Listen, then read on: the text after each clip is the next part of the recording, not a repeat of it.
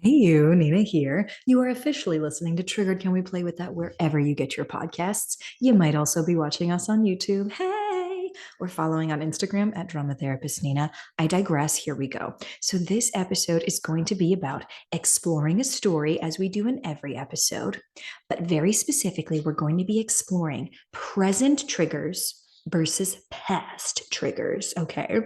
It is literally going to be for everyone who is struggling with recognizing the difference between, am I responding in this moment to the drama of this moment?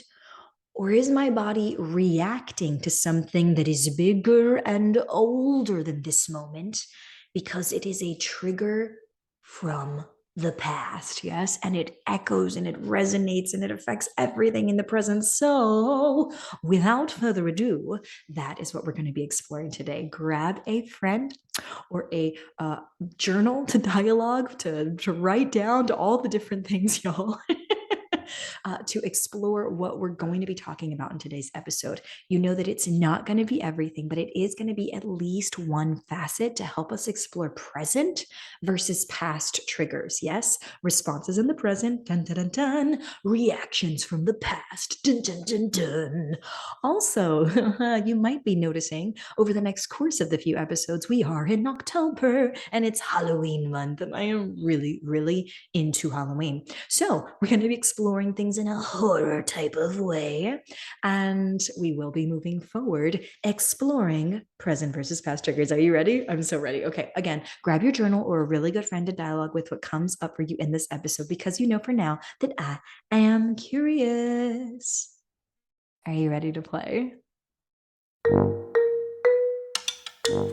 Welcome to Triggered. Can we play with that? You know that moment when your emotions ramp up in an instant, leaving you feeling helpless, frozen, or out of control? In that moment, you've been emotionally hijacked, the very definition of triggered. And I want to ask you, can we play with that? I'm Nina L. Garcia, drama therapist and empowerment coach of Houston Creative Arts Therapy.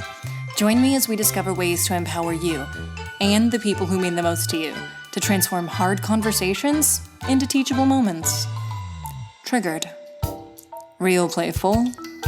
Real respectful. Real empowered.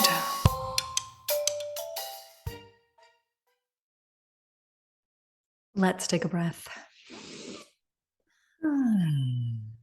Okay, so we usually start with story time, but just a heads up for all of you out there who are listening and watching. So many of you ask me questions about episodes after, and I've been saying, like, head to Instagram, ask me that question, and then I lose lag time, right? I get busy, I can't respond as quickly as I want to.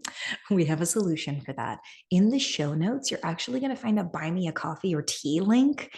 If you click that, you can ask me questions on that buy me a tea. Ask me anything about the episode, and I will respond to the best of my ability. Yes. So we have everything all in one spot, and I can go ahead and respond for each episode. This is a new space for us to explore as I try to, respond to you all the best that I can and really spread this knowledge. Yes. We're trying to transform, of course, hard conversations into teachable moments. Are you ready for the story? Let's take another breath. And here we go. So, when I tell stories, I tell you that it's me in the story. And then when I'm talking about another person, one thing that I will do is I will invite us to look at this moment that I'm having with this person as if it is a character, because one moment cannot truly encompass what it is to be a full, vibrant, living human being, right?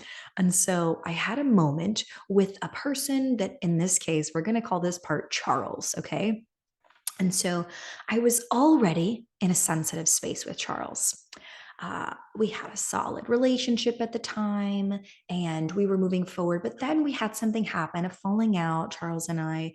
And I was like, you know what? I'm going to give this some space to breathe. I'm going to give this some time and just sort of settle in and say, I'm just trying to work through some things for myself, Charles.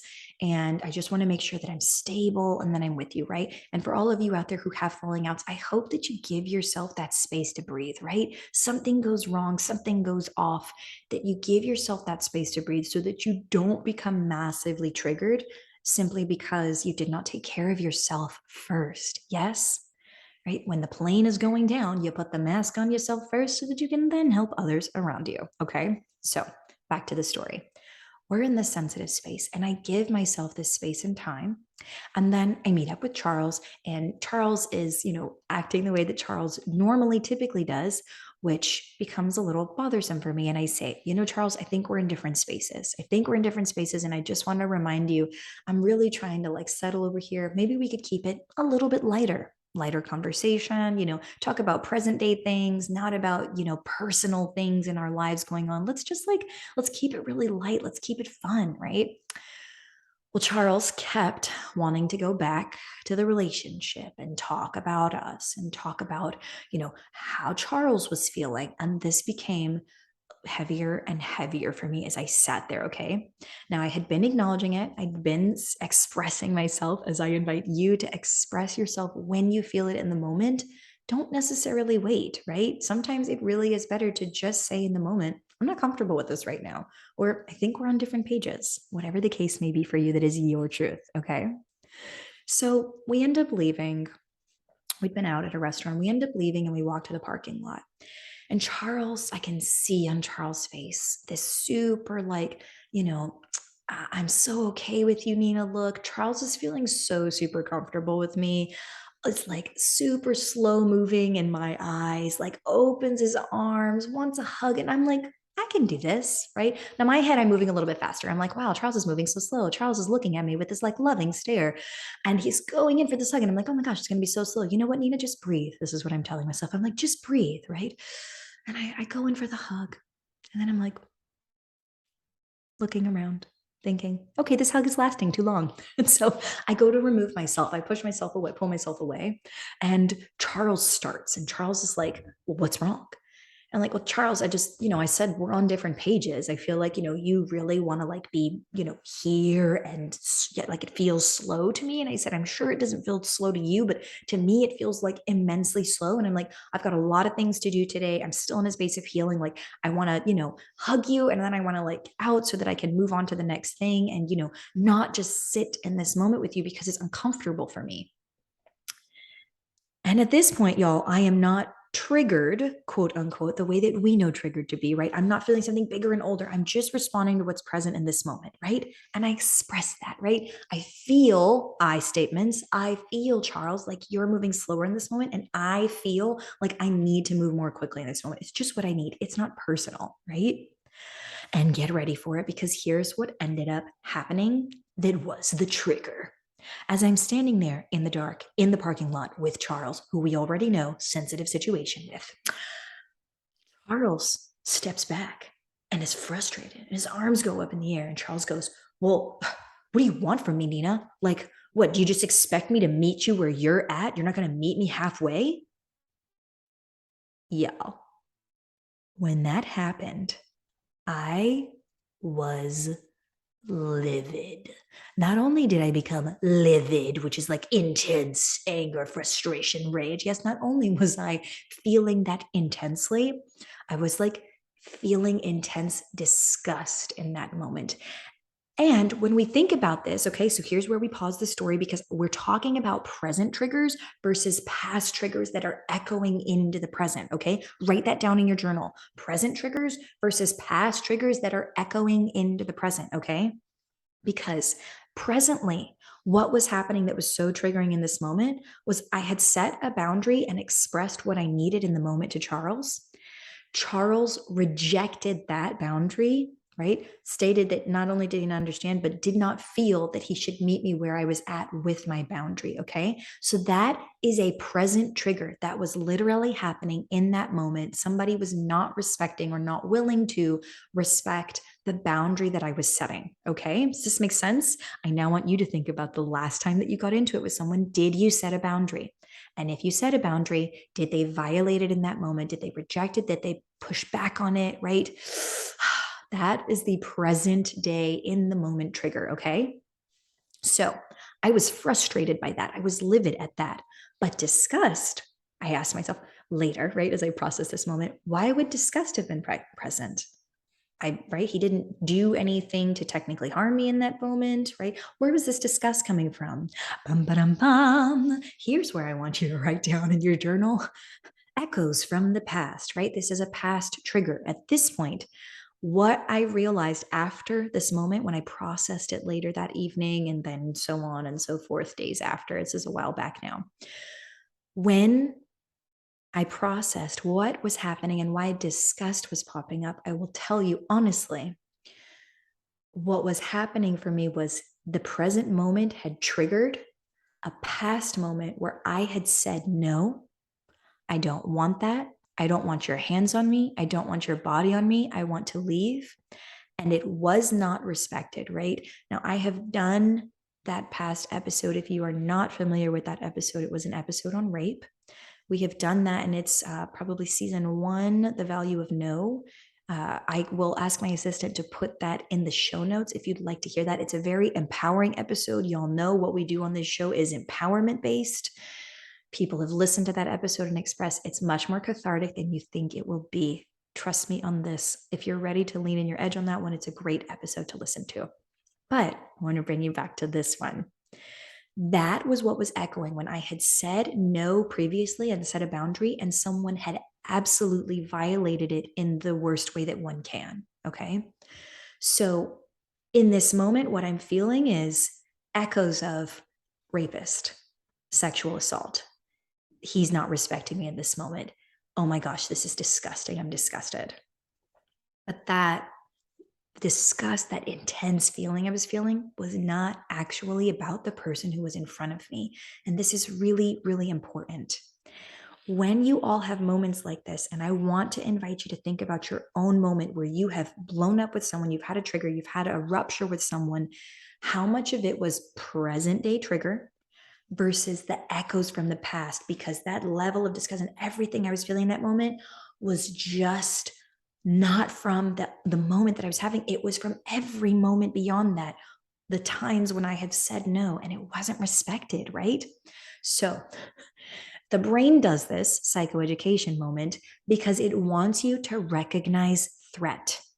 And let's be real, if Charles continued to do things like this or had continued to push past that boundary, my brain would have said, see, Nina, we were right all along. He was a threat, right? Now, Charles, in this case, that was not the case for Charles, right? And since, right, that relationship, that is not and has never been the case between Nina and Charles, but it was the case for some past part of Nina and her experiences. Is this making sense? Okay. The difference between present day triggers and how you can respond to those and triggers from the past that are echoing. And so the feelings that you feel, the thoughts that you think, the things that you might do actually are bigger and older than what the present moment might be calling for. So, I have shared a story with you. I have explored a moment with you, and I've asked you to write down some very particular things. If you don't know, this is your review part of the session, right? I want you to get that journal back out, and I want you to ask yourself, because I love to leave you with, questions and thoughts and ways to lean in on the upcoming week.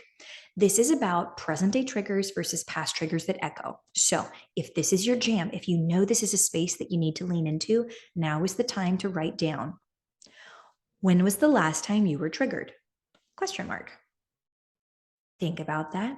Write it down in a nutshell. Okay. Last time you're triggered, give it like one sentence. Okay. If you want to title that moment, then just give it a title, right? 3 to 5 words.